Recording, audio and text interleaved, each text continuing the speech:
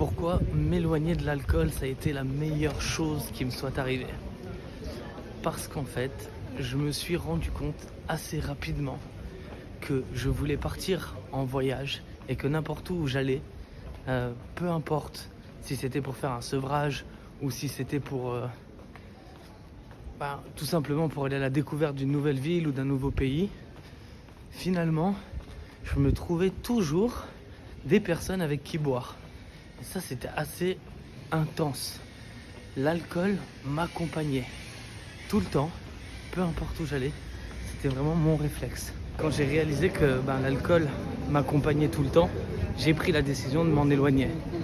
C'est là que j'ai compris que c'était très subtil, mais qu'en fait, j'avais la sensation de manque.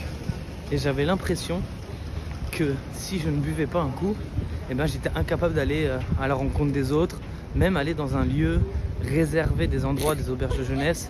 Il fallait que je me pose avant dans un bar ou que je m'ouvre une petite bière pour pouvoir réussir à prendre des décisions et faire des choix. Je sais pas si ça tu connais, mais ça m'a vraiment impacté et ça m'a empêché de faire beaucoup de choses. C'est là que je me suis dit, tu vois, par exemple là je suis à Toulouse avec le petit Capitole derrière et aujourd'hui j'ai pas bu et aujourd'hui je fais cette vidéo face cam devant tout le monde à l'aise, sans source de stress, sans sensation de manque, donc c'est plutôt chouette. Ça c'est vraiment game changer. Ma vie elle a pris un tournant à 180 degrés. Il y a un truc aussi que je voulais te dire, ça me faisait pareil avec la cigarette, c'est cette sensation que quand j'arrivais dans un endroit où c'était plutôt clos, où c'était plutôt fermé, j'avais tout de suite envie de m'en aller. J'avais tout de suite envie de partir, j'avais tout de suite envie de sortir pour cloper, pour partir. Et cette sensation, elle est subtile. Cette sensation, elle est vraiment subtile parce qu'on s'en rend pas compte.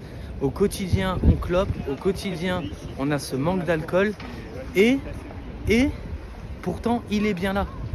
Et les bruits de couloir, les gens qui parlent autour vont te dire mais non, mais t'inquiète, juste une bière, juste un verre. En réalité, cette sensation de manque, elle est vraiment présente. Et c'est celle-là qu'il faut aller toucher du doigt. Voilà, donc moi, je te raconte un petit morceau de ma vie parce que je m'appelle JV et j'ai réussi à arrêter de boire il y a 2 ans et demi. Ça a été un combat depuis 7 ans.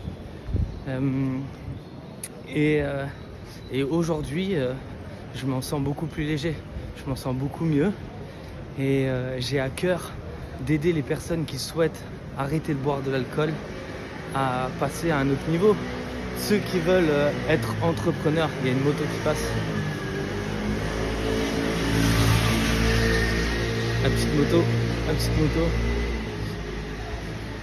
Ceux qui veulent entreprendre, qui veulent aller un peu plus loin dans leur vie, c'est maintenant que ça se passe, c'est maintenant que ça joue. C'est un truc de fou. La différence, la sensation, mon rapport social, mon rapport avec mes parents qui a changé, mon rapport avec ma famille, avec l'argent, tout. S'éloigner de l'alcool, ça veut pas dire prendre la fuite de l'endroit où tu es. J'ai essayé. J'ai cru qu'en partant en voyage, j'ai cru qu'en partant à la rencontre de nouveaux horizons, je pourrais arrêter. Mais en vérité, c'est que ça me collait à la peau, c'est que c'était encore présent et c'est que c'est super facile de retrouver des gens qui consomment et avec qui faire la fête. Surtout quand c'est ta manière de faire la fête. Donc la morale de cette histoire, c'est que pour réussir à s'éloigner de l'alcool, il faut faire une introspection. Il faut aller à l'intérieur de soi. Il faut mettre en place certaines techniques, certaines méthodes.